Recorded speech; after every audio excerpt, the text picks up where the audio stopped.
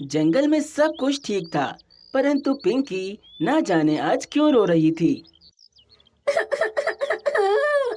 ना जाने हरी आज कहाँ चले गए। सुबह से मैं उन्हें इतना ढूंढ रही हूँ, परंतु वे मुझे नहीं मिल रहे। लगता है मेरे पति हरी मुझे छोड़कर कहीं चले गए।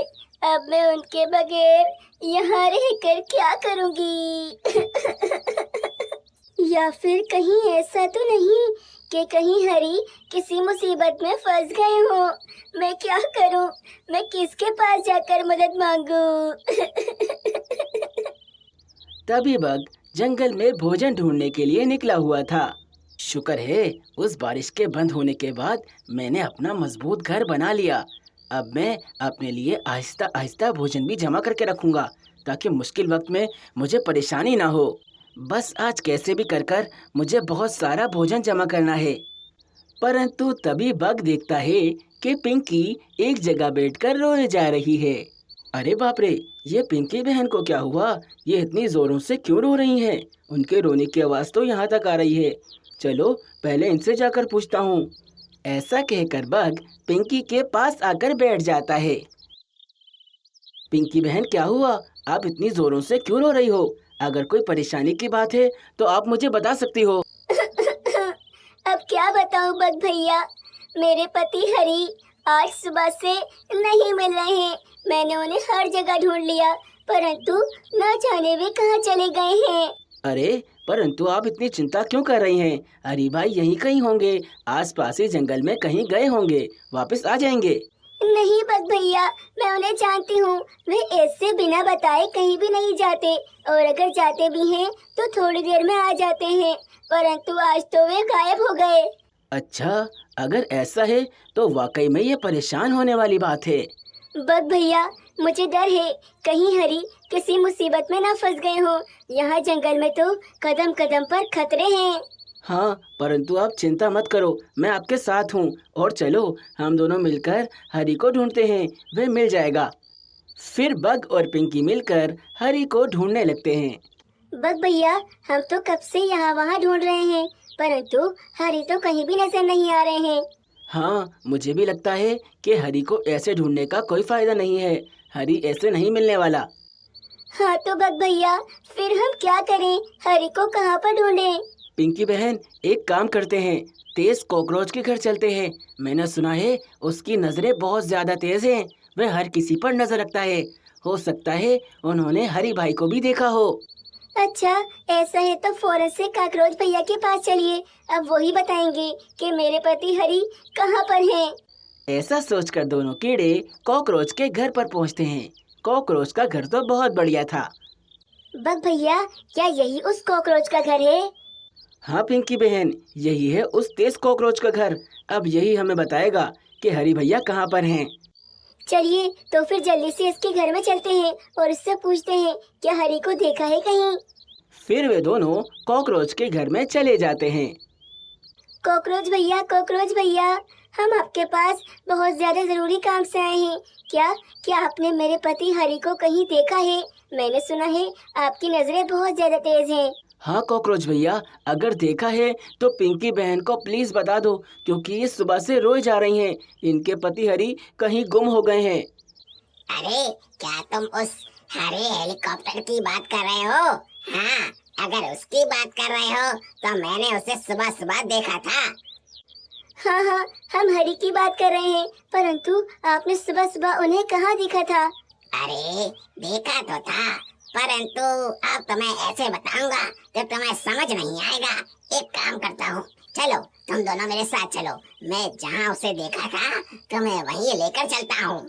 हाँ कॉकरोच भैया, बहुत अच्छा है, आप खुद ही हमें वहाँ लेकर चलिए। फिर कॉकरोच उन दोनों कीड़ों को उस जगह ले जाने लगता है जहाँ उसने सुबह सुबह हरी को देखा था। और फिर कुछ ही समय में वे तीनों कीड़े उस जगह पर पहुँच जाते हैं, परंतु अभी भी उन्हें हरी कहीं नजर नहीं आ रहा था। देखो भाई, यही जगह है जहाँ मैंने सुबह सुबह हरी को देखा था, परंतु अभी वे नजर नहीं आ रहा। अरे बाप रे, हरी तो यहाँ पर भी नहीं है। ना जाने हरी कहाँ चले गए। चिंता मत करो पिंकी बहन, हरी यहीं कहीं होगा, हमें मिल जाएगा। और तभी हरी, जो मकड़ी के जाल में फंस चुका था, वो उन तीनों को देखकर उन्हें बुलाने लगता है। बचाओ बचाओ, मैं यहाँ हूँ पिंकी, इधर देखो, ऊपर देखो, मैं यहाँ हूँ, मुझे बचाओ। और तभी वे तीनों कीड़े देखते हैं कि हरी तो एक मकड़ी के जाल में फंस चुका है। अरे बाप रे हरी, तुम इस मकड़ी के जाल में कैसे फंस गए? ये तो बहुत ज्यादा खतरनाक मकड़ी का जाल है। हमें जल्दी से हरी को मकड़ी के जाल से निकालना होगा, नहीं तो वह मकड़ी आती ही होगी। हरी, मैंने तुम्हें कहा था कि ऐसे बिला वजह घर से बाहर नहीं निकला करो। देखो, अब तुम खतरनाक मकड़ी के जाल में फंस गए। अब वह मकड़ी आ जाएगी और तुम्हें नहीं छोड़ेगी। कोई मुझे बचाओ, कोई मुझे बचाओ, मैं अभी मरना नहीं चाहता, मैं मरना नहीं चाहता। चिंता मत करो हरी हेलीकॉप्टर, मैं अभी तुम्हें बचाता हूँ। और तभी बग एक पत्थर लेकर हवा में उड़ता है और फिर उस पत्थर को हरी की तरफ जोर से मारता है। पत्थर लगने की वजह से हरी उस जाल से बाहर आ जाता है। अरे वाह, बच गया, मैं बच गया, मैं इस जाल से आजाद हो गया। अरे हरी, ज्यादा शोर मत मचाओ और जल्दी से यहाँ से चलो। अगर वे मकड़ी यहाँ आ गई तो हम में से किसी को नहीं छोड़ेगी। फिर क्या था, वे सभी कीड़े मकड़ी से बचकर वहाँ से फौरन भाग जाते हैं। पिंकी और हरी बग को शुक्रिया कहते हैं क्योंकि बग ने उनकी बहुत मदद की थी। आज रेड बग ने अपना दिमाग इस्तेमाल कर कर सभी कीड़ों की जान बचा ली। प्यारे दोस्तों, अगर आपको ये स्टोरी अच्छी लगी है तो इस चैनल को सब्सक्राइब करिए और रेड बग को सपोर्ट करिए।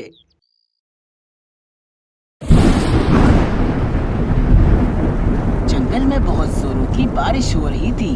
तमाम कीड़े मकोड़े बारिश से बचने के लिए अपने अपने घरों में छुपे हुए थे। कुछ कीड़ों ने अपने घर बहुत मजबूती से बनाए थे, जिसके कारण बारिश उनके घर तक नहीं पहुंच रही थी। अरे देखो देखो पिंकी, बाहर कितने जोरों की बारिश हो रही है। अच्छा हुआ हमने अपना ये घर मजबूती से सही समय पर बना लिया, नहीं तो आज हम भी बारिश में बाहर भीग रहे होते।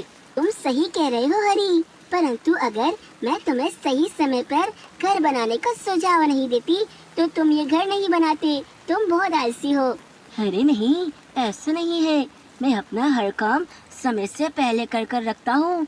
मैंने अपना घर भी मजबूती से बनाया और बहुत सारा भोजन भी जमा कर कर रखा है।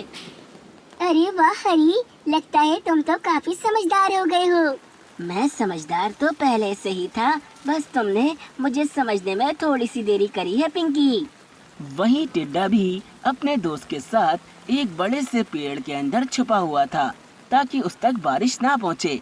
टिड्डे ने भी अपने पास काफी भोजन जमा कर रखा था ताकि बारिश या ठंडी के समय उसे भोजन ढूंढने बाहर न जाना पड़े। अरे वाह दोस्त, ये जगह तो बहुत ज्यादा सुरक्षित है। यहाँ तक तो बारिश की एक भी बूंद नहीं पहुँच रही और तुमने तो बहुत सारा भोजन भी जमा कर कर रखा है। हाँ तो क्या मैं बारिश के आने का इंतजार करता रहता? मैं एक समझदार टिड्डा हूँ, इसीलिए तो मैंने अपना सारा काम पहले से करके रखा है। अरे हाँ दोस्त, ये बात तो माननी पड़ेगी, तुम बहुत समझदार हो। अरे ये बात तो पूरा जंगल जानता है कि मैं कितना समझदार टिड्डा हूँ। सिर्फ तुम ही नहीं, मुझे तो जंगल का हर कीड़ा आकर यही कहता है कि मैं बहुत ज्यादा समझदार हूँ। हाँ हाँ, मान लिया तुम समझदार हो। अब बस भी करो और मुझे वो सेब खाने दो। जंगल के सारे कीड़े अपने घरों में मजे कर रहे थे, परंतु वहीं ब्लैक बग कीड़ों का एक परिवार जंगल में यहाँ वहाँ भटक रहा था।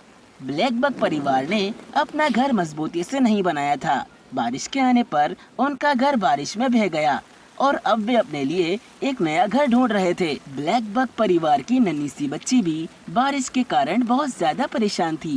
बेटा, तुम बिल्कुल चिंता मत करो, पापा भी हमारे लिए कोई अच्छी सी जगह ढूंढ लेंगे जहाँ हम जाकर छुप जाएंगे और फिर बारिश हम तक नहीं पहुँच पाएगी। हाँ बेटा, तुम बिल्कुल चिंता मत करो, बस थोड़ा सा हौसला रखो।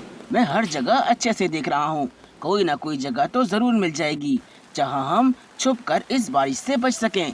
पापा, मम्मा, मुझे इस बारिश के अंदर बहुत ज्यादा ठंडी लग रही है और मुझे लगता है मैं शायद अब और उड़ नहीं पाऊंगी। आप दोनों मुझे जल्दी से किसी सुरक्षित जगह ले चलिए। हाँ हाँ बेटा, तुम क्यों चिंता कर रही हो, अभी देखना कोई सुरक्षित जगह मिल जाएगी। और तभी उन्हें एक विशाल पेड़ नजर आता है जिसमें उस परिवार के छुपने की काफी ज्यादा जगह थी। अरे वाह, मिल गई जगह। वो देखो बेटा, अब हम जल्दी से वहीं चलते हैं। ये जगह बहुत ज्यादा सुरक्षित है। हाँ हाँ, जल्दी से चलिए, मेरी बेटी अब और ज्यादा उड़ नहीं सकती। फिर क्या था, ब्लैक बक परिवार के तीनों कीड़े जल्दी से आकर उस विशाल पेड़ के अंदर छिप जाते हैं। थैंक यू पापा, मुझे यहाँ आकर काफी अच्छा लग रहा है, परंतु इतना उड़ उड़ कर मैं तो बहुत ज्यादा थक गई हूँ और अब मुझे बहुत जोरों की भूख लग रही है। हमसे बहुत बड़ी गलती हो गई। हमने अच्छे मौसम में न अपना मजबूत घर बनाया और ना ही भोजन जमा किया। परंतु बेटा, तुम चिंता मत करो, तुम्हारे पापा अभी जिंदा हैं। मैं अभी जाता हूँ और तुम्हारे लिए भोजन ढूंढ कर लाता हूँ। ऐसा कहकर बग अपनी बच्ची के लिए भोजन ढूंढने निकल जाता है। परंतु जंगल की बारिश तो रुकने का नाम ही नहीं ले रही थी। मैंने टिनी को कह तो दिया कि मैं उसके लिए भोजन ढूंढ कर लाऊंगा, परंतु इतनी तेज बारिश के अंदर कुछ भी मिलना नामुमकिन है। ना जाने मैं अब उसके लिए भोजन कहाँ से ढूंढूंगा। हाँ, एक काम करता हूँ, अपने किसी कीड़े दोस्त से मदद मांगता हूँ। क्या पता वे मुझे थोड़ा सा भोजन देकर मेरी मदद कर दें। ऐसा सोचकर बग टिड्डे और उसके दोस्त के पास उस पेड़ के अंदर जाता है। अरे आओ आओ बग, मेरे दोस्त, इतनी बारिश के अंदर मेरे घर कैसे आना हुआ? टिड्डू मेरे दोस्त, मेरा घर बारिश के अंदर बह गया। मेरा पूरा परिवार यहाँ वहाँ भटक रहा है और हमारे पास खाने के लिए भी ज़रा सा भोजन नहीं है। तो अगर इस समय तुम मेरी थोड़ी सी मदद कर दो और ज़रा सा भोजन मुझे दे दो तो मैं अपनी बच्ची को खिला दूंगा। वे बहुत ज़्यादा भूखी है। अरे ये कैसी बात कर रहे हो? जब अच्छा मौसम था तुमने अपने लिए भोजन जमा करके क्यों नहीं रखा? और मेरे पास कौन सा इतना ज्यादा भोजन है जो मैं तुम्हें दे दूं? अरे ये इतना सारा भोजन है तो मैं तो बस ज़रा सा भोजन ही मांग रहा हूँ। मुझे बस थोड़ा सा भोजन दे दो। अरे नहीं नहीं बग, मैं तुम्हें भोजन नहीं दे सकता। ये भोजन तो हम दोनों को ही कम पड़ेगा। मैं तो खुद बारिश रुकने का इंतजार कर रहा हूँ, फिर मैं भी भोजन ढूंढने ही निकलूंगा। तुम किसी और से जाकर भोजन मांग लो। फिर क्या था, बेचारा बग उदास होकर वहाँ से चला जाता है। ऐसे ही बग जंगल के दूसरे कीड़ों के पास भी जाता है, परंतु वे भी उसे भोजन देने से मना कर देते हैं। बेचारे बग को तो कोई भी भोजन नहीं दे रहा था और वे जंगल में तेज बारिश में यहाँ वहाँ भटक रहा था। तभी बग को एक कैटरपिलर मिलता है। कैटरपिलर दिल का बहुत ज्यादा अच्छा था। अरे दोस्त, क्या हुआ? तुम ऐसे उदास क्यों घूम रहे हो? ऐसा लगता है तुम्हारी कोई चीज गुम गई हो। ऐसा नहीं है, वो मेरा घर बारिश के अंदर बह गया और मेरे पास खाने के लिए ज़रा भी भोजन नहीं है। मेरी बच्ची भूखी है और मैं उसके लिए भोजन ढूंढ रहा हूँ। तो क्या तुमने सही समय पर अपने लिए मजबूत घर और भोजन जमा नहीं किया? मुझसे गलती हो गई, परंतु इस गलती के कारण अब मैं बहुत ज़्यादा पछता रहा हूँ। तुम चिंता मत करो, तुम्हें अपनी गलती का एहसास है, इतना बहुत है। तुम मेरे साथ चलो। फिर बग कैटरपिलर के साथ जाता है। कैटरपिलर ने बहुत सारा भोजन जमा कर रखा था। ये लो बग, इसमें से जितना भोजन तुम्हें चाहिए ले लो। तुम्हारा बहुत बहुत शुक्रिया कैटरपिलर, तुमने मेरी बहुत मदद करी है। तुम्हारा ये एहसान मैं कभी नहीं भूलूंगा। फिर बग वहाँ से कुछ भोजन लेकर चला जाता है और घर पहुंचकर अपनी बच्ची को वे भोजन खिला देता है। मौसम सही होने पर बग परिवार अपने लिए एक मजबूत घर भी बना लेता है और फिर वे सब खुशी से रहने लगते हैं।